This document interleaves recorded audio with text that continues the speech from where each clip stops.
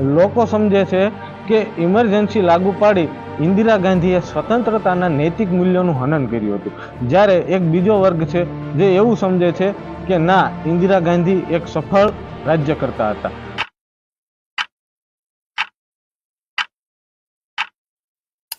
ઇન્દિરા ગાંધીને હિટલર સાથે સરખાવતા લોકોએ આપણો આજનો આ વિડીયો ચોક્કસથી જોવો.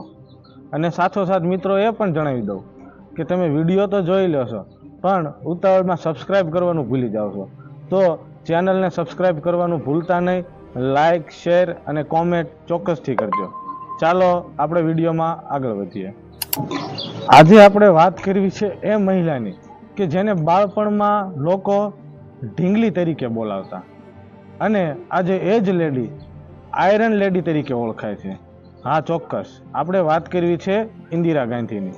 આ એ જ ઇન્દિરા ગાંધી છે કે જેના શાસનકાળની અંદર ભારતને ઇમરજન્સી જેવી મહાભયાનક પરિસ્થિતિનો સામનો કરવો પડ્યો હતો. ઇન્દિરા ગાંધી આજ સુધી ભારતના પ્રથમ અને એકમાત્ર મહિલા વડાપ્રધાન હતા.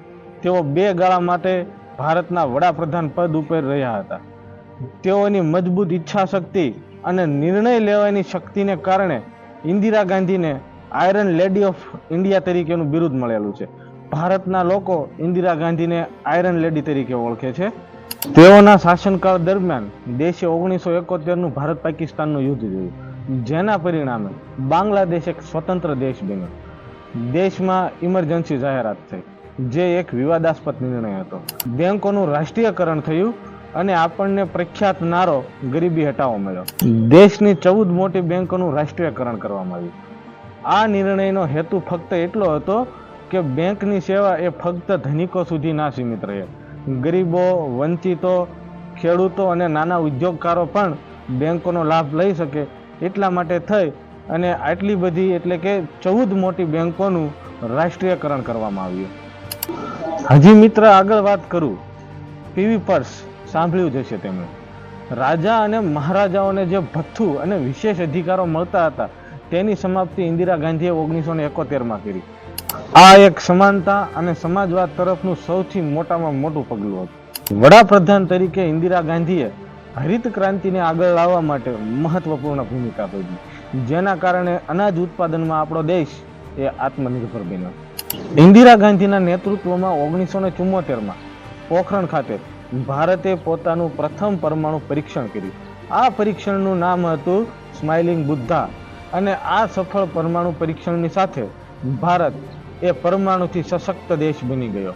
ઇન્દિરા ગાંધીના જીવનના છેલ્લા વર્ષો અને તેમની હત્યા એ ખૂબ જ સંવેદનશીલ અને નિર્ણાયક સમયગાળો હતો. 1984માં ઇન્દિરા ગાંધીએ અમૃતસરમાં સ્વર્ણ મંદિરની અંદર છુપાયેલા શીખ આતંકવાદીઓને બહાર કાઢવા માટે ભારતીય સેનાને આદેશ આપ્યો.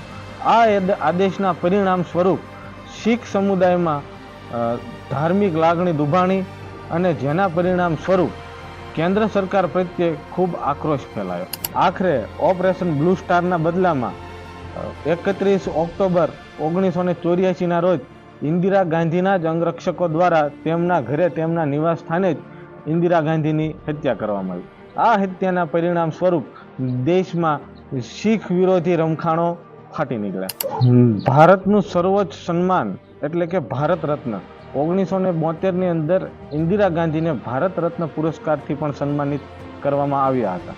1985માં સોવિયત સંઘ દ્વારા પણ ઇન્દિરા ગાંધીને લેનિન પીસ પ્રાઇઝ દ્વારા સન્માનિત કરવામાં આવ્યા હતા, જે તેમને મરણોત્તર સન્માન હતું. બાંગ્લાદેશની મુક્તિ માટે ઇન્દિરા ગાંધીને મેક્સિકન એકેડેમિક એવોર્ડ અને બાંગ્લાદેશ ફ્રીડમ ઓનર જેવા આંતરરાષ્ટ્રીય પુરસ્કારો પણ એનાયત કરવામાં આવ્યા છે. આજે 21મી સદીમાં પણ લોકો હજી ઇન્દિરા ગાંધીને સમજી નથી શક્યા. લોકો સમજે છે કે ઇમરજન્સી લાગુ પાડી ઇન્દિરા ગાંધીએ સ્વતંત્રતાના નૈતિક મૂલ્યોનું હનન કર્યું હતું, જ્યારે એક બીજો વર્ગ છે જે એવું સમજે છે કે ના, ઇન્દિરા ગાંધી એક સફળ રાજ્યકર્તા હતા. આ બંને વચ્ચેનો શું તફાવત હતો? ઇન્દિરા ગાંધીનું આખું જીવન અને તેમના જીવનમાં બનેલી મહત્વપૂર્ણ ઘટનાઓ.